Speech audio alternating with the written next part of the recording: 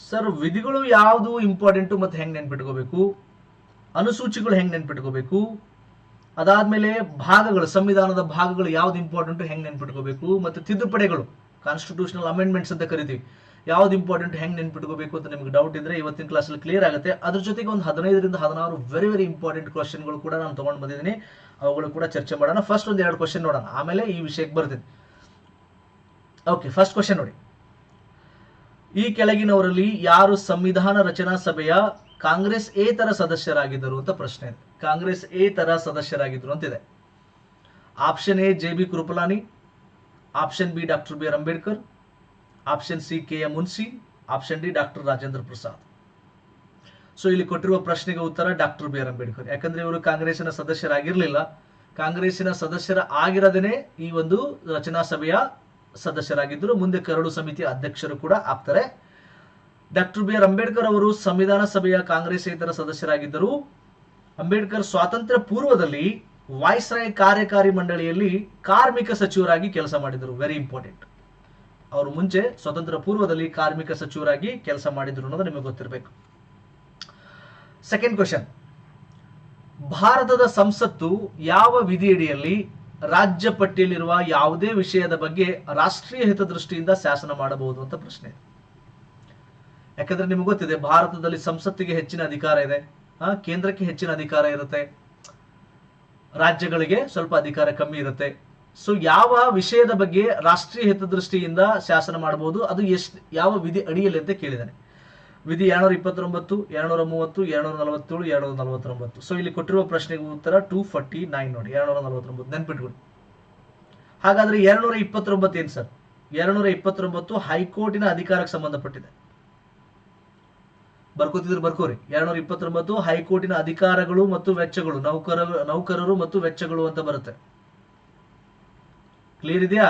Next 230 ಏನ್ ಬರುತ್ತೆ? 230 ಹೈಕೋರ್ಟಿನ ಕಾರ್ಯವ್ಯಾಪ್ತಿ ಬರುತ್ತೆ. ಹೈಕೋರ್ಟಿನ ಕಾರ್ಯವ್ಯಾಪ್ತಿ ಯಾವುದಕ್ಕೆ? ಕೇಂದ್ರಾಡಳಿತ ಪ್ರದೇಶಗಳಿಗೆ ಸಂಬಂಧಪಟ್ಟ ಹಾಗೆ, ಕೇಂದ್ರಾಡಳಿತ ಪ್ರದೇಶಗಳಿಗೆ ಸಂಬಂಧಿಸಿದ ಹಾಗೆ,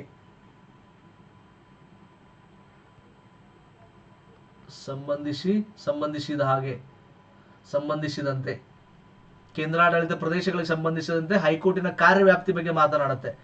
ಆಮೇಲೆ 247 247 ಏನು ಮಾತಾಡುತ್ತೆ? ಹೆಚ್ಚುವರಿ ನ್ಯಾಯಾಲಯಗಳನ್ನ ಸ್ಥಾಪಿಸುವ ಸಂಸತ್ತಿನ ಅಧಿಕಾರ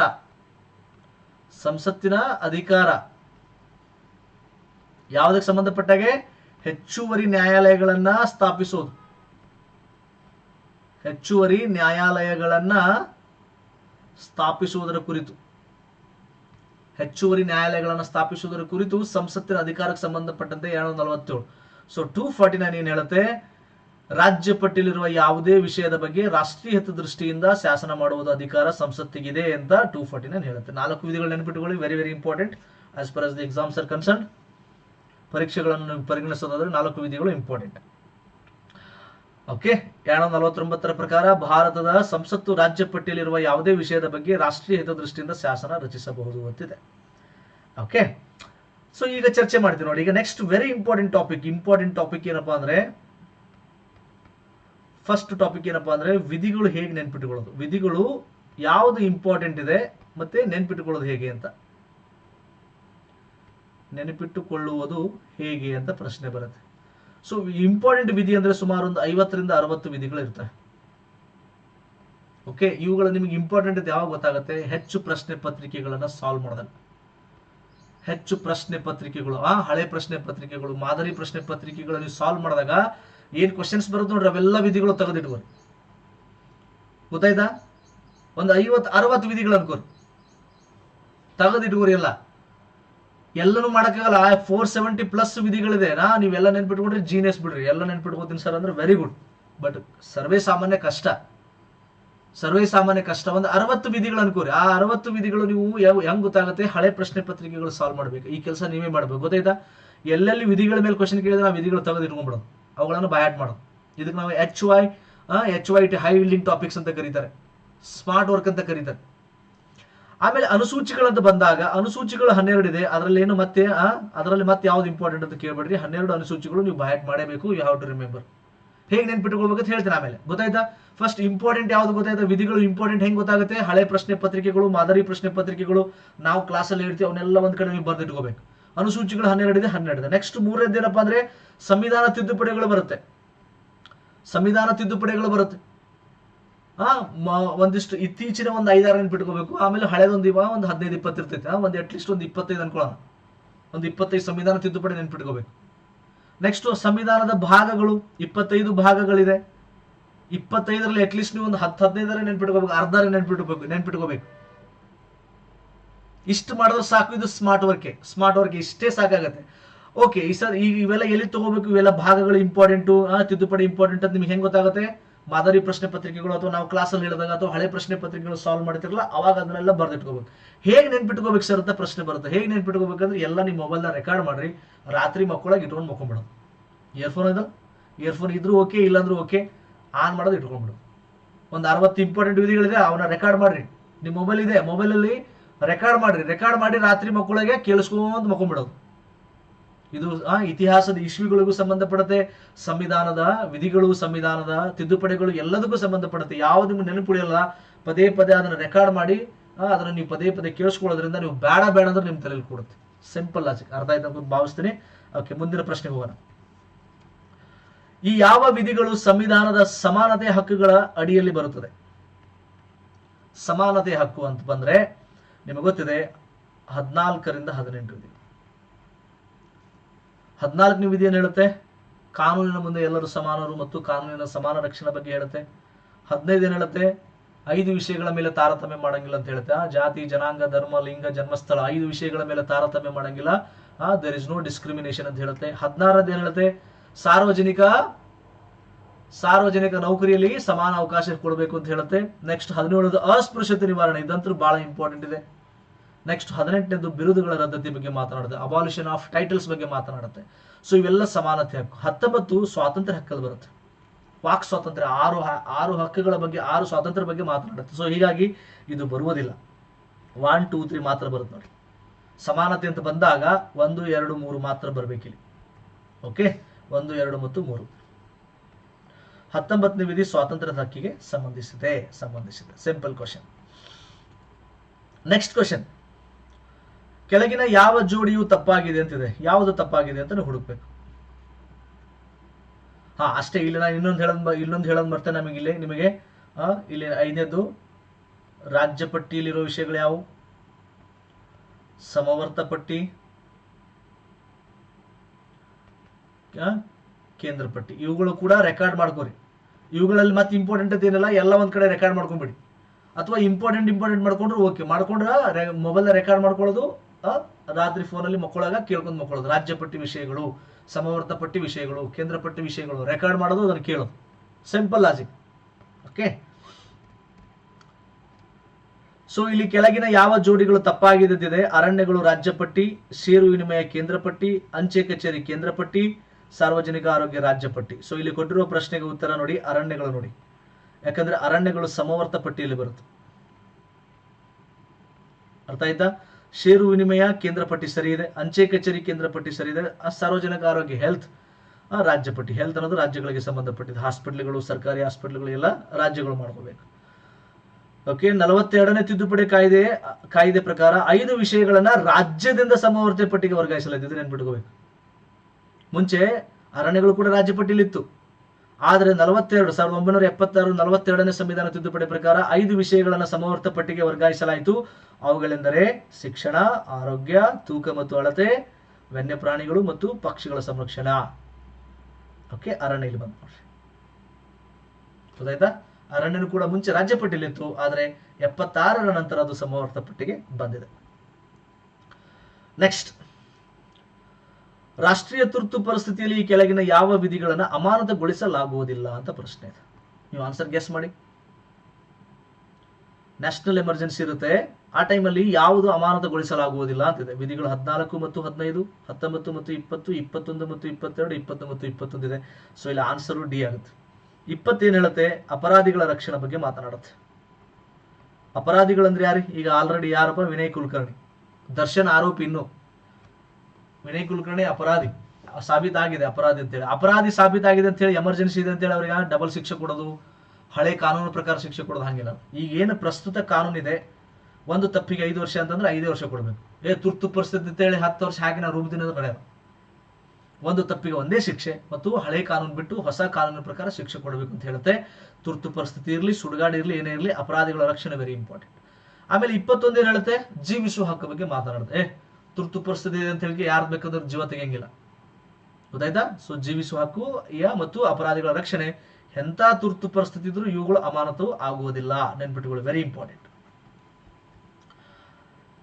20 ಮತ್ತು 21ನೇ ವಿಧಿಯನ್ನ ಅಮಾನತುಗೊಳಿಸಲಾಗುವುದಿಲ್ಲ. 20 ಅಪರಾಧಗಳ ಬಗ್ಗೆ ಅಪರಾಧಿ ಎಂದು ನಿರ್ಣಯಿಸುವ ಸಂಬಂಧದಲ್ಲಿ ಸಂರಕ್ಷಣೆ ಮಾಡುತ್ತೆ. 21 ಜೀವನ ಹಕ್ಕು, ವೈಯಕ್ತಿಕ ಸ್ವಾತಂತ್ರ್ಯ ಮತ್ತು ಘನತೆಯಿಂದ ಸಾಯುವ ಹಕ್ಕನ್ನು ನೀಡುತ್ತದೆ.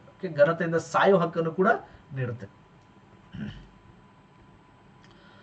1976ರಲ್ಲಿ 42ನೇ ತಿದ್ದುಪಡಿಯಿಂದ ಈ ಕೆಳಗಿನ ಯಾವ ಪದಗಳನ್ನ ಭಾರತೀಯ ಸಂವಿಧಾನ ಪ್ರಸ್ತಾವನೆಗೆ ಸೇರಿಸಲಾಗಿದೆ ಅಂತ ಪ್ರಶ್ನೆ.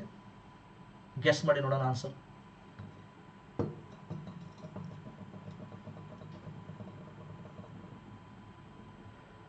ನೋಡಿ, ಪ್ರಸ್ತಾವನೆಯನ್ನ ಇಲ್ಲಿವರೆಗೂ ಒಂದೇ ಬಾರಿ ತಿದ್ದುಪಡಿ ಮಾಡಲಾಗಿದೆ.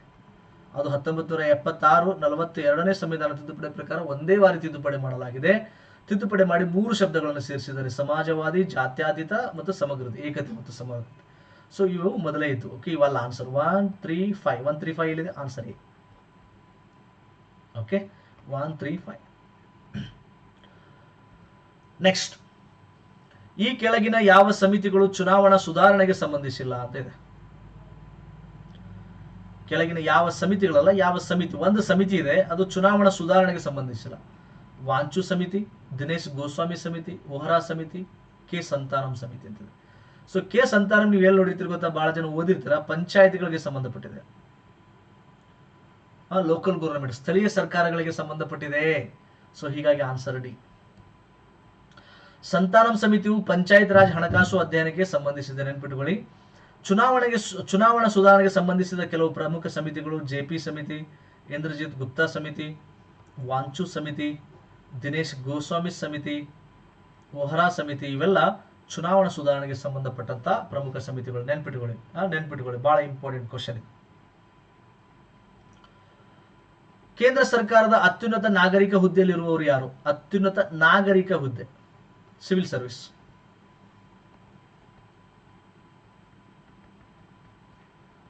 ಅತ್ಯುನ್ನತ ನಾಗರಿಕ ಹುದ್ದೆಯಲ್ಲಿರುವವರು ಯಾರು? ಗೆಸ್ ಮಾಡಿದ್ರಿ? ಅಟಾರ್ನಿ ಜನರಲ್, ಕ್ಯಾಬಿನೆಟ್ ಕಾರ್ಯದರ್ಶಿ, ಗೃಹ ಕಾರ್ಯದರ್ಶಿ, ರಕ್ಷಣಾ ಕಾರ್ಯದರ್ಶಿ, ಕ್ಯಾಬಿನೆಟ್ ಸೆಕ್ರೆಟರಿ. ನೋಡ್ರಿ, IAS ಆಫೀಸರ್ ಇರ್ತಾರೆ. ನಾಗರಿಕ ಅಂದ್ರೆ ಗೊತ್ತಾಗುತ್ತಲ್ಲ, ಸಿವಿಲ್ ಸರ್ವಿಸ್. IAS ಆಫೀಸರ್ ಇರ್ತಾರೆ, ಕ್ಯಾಬಿನೆಟ್ ಕಾರ್ಯದರ್ಶಿ, ಕ್ಯಾಬಿನೆಟ್ ಸೆಕ್ರೆಟರಿ ಏನಿದೆ ನೋಡ್ರಿ, IAS ಆಫೀಸರ್ ಅಲ್ಲಿ ಅತ್ಯುನ್ನತದಲ್ಲಿರುವಂತ ಒಂದು ಹುದ್ದೆ. ಈಗ ಕರ್ನಾಟಕದಲ್ಲಿ ಬಂದ್ರೆ ಚೀಫ್ ಸೆಕ್ರೆಟರಿ ಇರ್ತಾರೆ, CS. ಆಯಾ ರಾಜ್ಯಗಳಲ್ಲಿ ಚೀಫ್ ಸೆಕ್ರೆಟರಿ ಅತ್ಯುನ್ನತ ಹುದ್ದೆ. ಆದ್ರೆ ಸಂಪೂರ್ಣವಾಗಿ ಭಾರತ ತಗೊಂಡಾಗ ಅಥವಾ ಕೇಂದ್ರ ಅಂತ ತಗೊಂಡಾಗ ಕ್ಯಾಬಿನೆಟ್ ಸೆಕ್ರೆಟರಿ ತುಂಬಾನೇ ಹೈಯೆಸ್ಟ್ ಪೋಸ್ಟ್. ನೆಕ್ಸ್ಟ್, ಈ ಕೆಳಗಿನವುಗಳಲ್ಲಿ ಯಾವುದು ಸಂವಿಧಾನಿಕ ಪ್ರಾಧಿಕಾರವಲ್ಲ? Which of the following is not a constitutional body? ರಾಜ್ಯ ಚುನಾವಣಾ ಆಯೋಗ, ರಾಜ್ಯ ಹಣಕಾಸು ಆಯೋಗ, ಜಿಲ್ಲಾ ಪಂಚಾಯತ್, ರಾಜ್ಯ ಚುನಾವಣಾಧಿಕಾರಿ ಅಂತಿದೆ. ನೋಡಿ, ಇದು ಸಂವಿಧಾನಾತ್ಮಕ ಸಂಸ್ಥೆ, ಇದು ಸಂವಿಧಾನಾತ್ಮಕ ಸಂಸ್ಥೆ, ಇದಕ್ಕೆಲ್ಲ ವಿಧಿಗಳಿದೆ. ಇದನ್ನು ಕೂಡ ಸಂವಿಧಾನಾತ್ಮಕ ಸಂಸ್ಥೆ. ಆದರೆ ರಾಜ್ಯ ಚುನಾವಣಾ ಆಯೋಗ ಸಂವಿಧಾನಾತ್ಮಕ ಸಂಸ್ಥೆ, ಆದರೆ ಅಧಿಕಾರಿ ಸಂವಿಧಾನಾತ್ಮಕ ಸಂಸ್ಥೆ ಅಲ್ಲ. ಗೊತ್ತಾಯ್ತಾ? ಕ್ಲಿಯರ್ ಇದೆಯಾ? ಎಸ್. ಒಬ್ರು IAS ಆಫೀಸರ್ನ ರಾಜ್ಯ ಚುನಾವಣಾಧಿಕಾರಿನ ಹೆಂಗ್ ಮಾಡ್ತಾರೆ? ಚುನಾವಣಾ ಆಯೋಗ ಅಂತ ಬಂದ್ರೆ ಸಂವಿಧಾನಾತ್ಮಕ ಸಂಸ್ಥೆ, ಅಧಿಕಾರಿ ಅಂತ ಬಂದ್ರೆ ಸಂವಿಧಾನಾತ್ಮಕ ಸಂಸ್ಥೆ ಅಲ್ಲ. ರಾಜ್ಯ ಚುನಾವಣಾ ಅಧಿಕಾರಿ ಸಂವಿಧಾನಿಕ ಪ್ರಾಧಿಕಾರವಲ್ಲ. ರಾಜ್ಯ ಮಟ್ಟದಲ್ಲಿ ಚುನಾವಣಾ ಆಯೋಗಕ್ಕೆ ರಾಜ್ಯದ ಮುಖ್ಯ ಚುನಾವಣಾಧಿಕಾರಿ ಸಹಾಯ ಮಾಡುತ್ತಾರೆ. ಅವರು ಪ್ರಧಾನ ಕಾರ್ಯದರ್ಶಿ ಹುದ್ದೆಯ IAS ಅಧಿಕಾರಿಯಾಗಿದ್ದಾರೆ. Okay, next question. ಭಾರತದ ಕೆಳಗಿನ ಸಂಸ್ಥೆಗಳನ್ನು ಪರಿಗಣಿಸಿ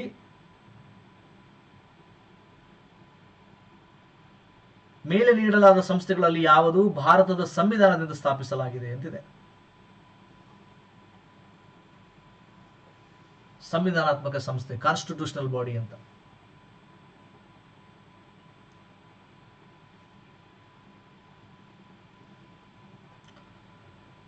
ನೋಡಿ, ರಾಷ್ಟ್ರೀಯ ಪರಿಶಿಷ್ಟ ಜಾತಿ ಆಯೋಗ, yes, this is a constitutional body, constitutional ಒಂದು ಸಂವಿಧಾನಾತ್ಮಕ ಸಂಸ್ಥೆ. ಮಹಿಳಾ ಆಯೋಗ ಸಂವಿಧಾನಾತ್ಮಕ ಸಂಸ್ಥೆ ಅಲ್ಲ. ಕೇಂದ್ರ ಮಾಹಿತಿ ಆಯೋಗ ಸಂವಿಧಾನಿಕ ಸಂಸ್ಥೆ ಅಲ್ಲ. ರಾಷ್ಟ್ರೀಯ ಮಾನವ ಹಕ್ಕುಗಳ ಸಂವಿಧಾನಿಕ ಸಂಸ್ಥೆ ಅಲ್ಲ. ಒಂದು ಮಾತ್ರ. ಪರಿಶಿಷ್ಟ ಜಾತಿಗಳ ರಾಷ್ಟ್ರೀಯ ಆಯೋಗವನ್ನು ಭಾರತದ ಸಂವಿಧಾನದ 338ನೇ ವಿಧಿಯಿಂದ ಸ್ಥಾಪಿಸಲಾಗಿದೆ. ಉಳಿದವುಗಳನ್ನು ಸಂಸತ್ತಿನ ಕಾಯ್ದೆಗಳಿಂದ ಸ್ಥಾಪಿಸಲಾಗಿದೆ. So these are the statutory bodies. Statutory bodies, ಶಾಸನಬದ್ಧ ಸಂಸ್ಥೆಗಳು ಅಂತ ಕರೀತಾರೆ. ಓಕೆ, ಉಳಿದವೆಲ್ಲ ಶಾಸನಬದ್ಧ ಸಂಸ್ಥೆಗಳು, ಸಂಸತ್ತಿನ ಕಾಯ್ದೆಗಳಿಂದ ಸ್ಥಾಪಿಸಲಾಗಿದೆ. ವಾಟ್ ಅಬೌಟ್ ನೀತಿ ಆಯೋಗ? ನೀತಿ ಆಯೋಗ ಯಾವ್ದ್ರಿ? Neither a constitutional body nor a statutory body ಅಂತ ಕರೀತಾರೆ.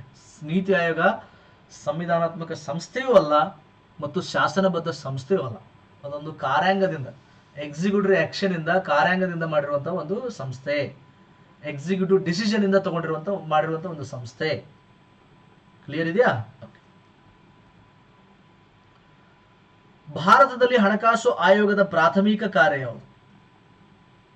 ಹಣಕಾಸು ಆಯೋಗದ ಪ್ರಾಥಮಿಕ, what is the primary duty of finance commission? Article 280, 280ನೇ ವಿಧಿ.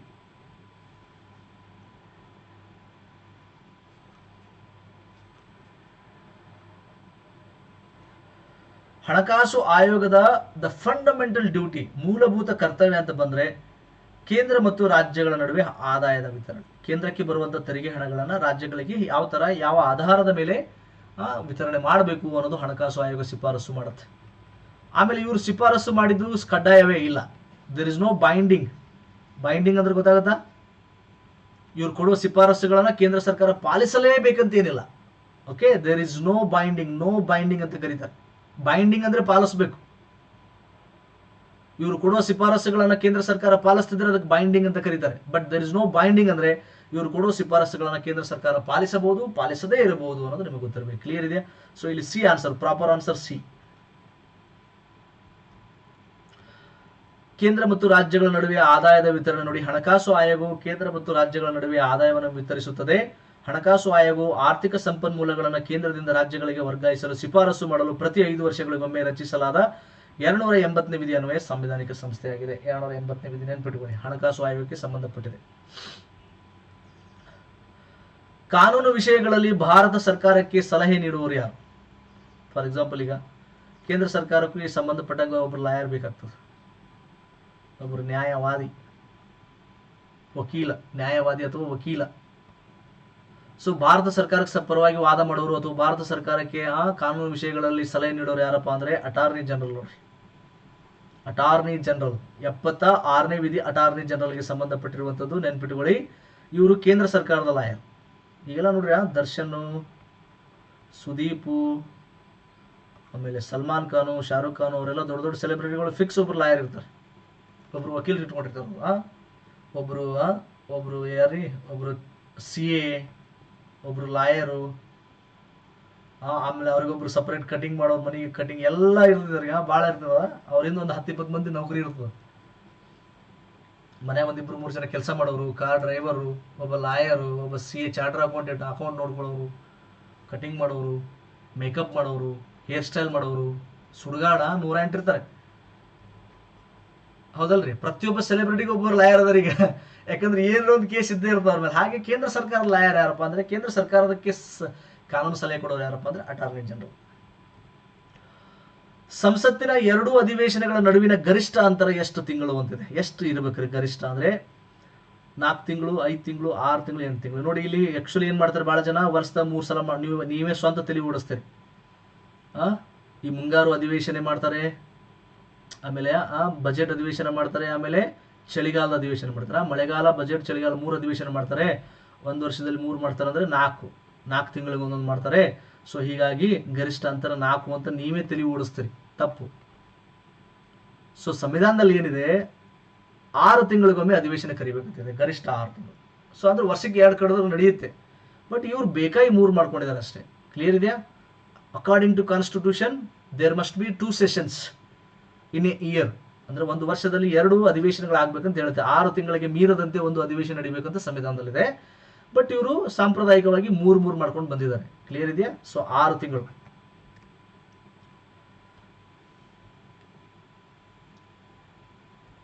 ನೆಕ್ಸ್ಟ್, ಸಂಸತ್ತಿನ ಅಧಿವೇಶನ ಇರದಿದ್ದ ಸಮಯದಲ್ಲಿ ಸುಗ್ರೀವಾಜ್ಞೆಗಳನ್ನು ಹೊರಡಿಸುವ ಅಧಿಕಾರ ಯಾರಿಗಿದೆ?